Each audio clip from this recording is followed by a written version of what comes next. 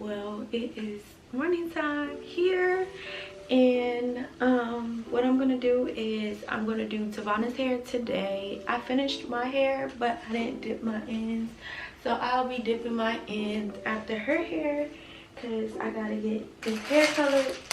So what I'll be using on her is this pink hair that I used on me that I got from Amazon. Let me put that in the package. So this pink hair that I got from Amazon, I'll be using on Savannah, and I will be also using a 26. Okay, so this is the 28 that I'll be using. 28 that I'll be using. 226 and a 24. And also this is the hair that I'm going to color pink, just to give it some pink highlights. This one is 22 inches, and I'll be coloring that hair. I need to hurry up and color it because she gets here at 9 o'clock. It's already 8 o'clock, so yeah, I need to color the hair right now, and that's what I'll be doing. I don't know what I'm gonna color the hair in for right now, but I gotta figure it out right now. So yep, I will come back to you guys when I'm done. All right, so I got me a bowl.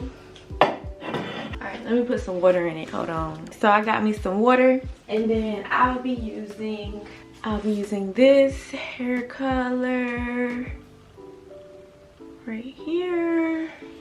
I'm just gonna pour it in there. I already did like a test run. But just use this to mix it. All right, now I'm gonna take my bundle. Take this bundle out the pack. All right, then put it in there.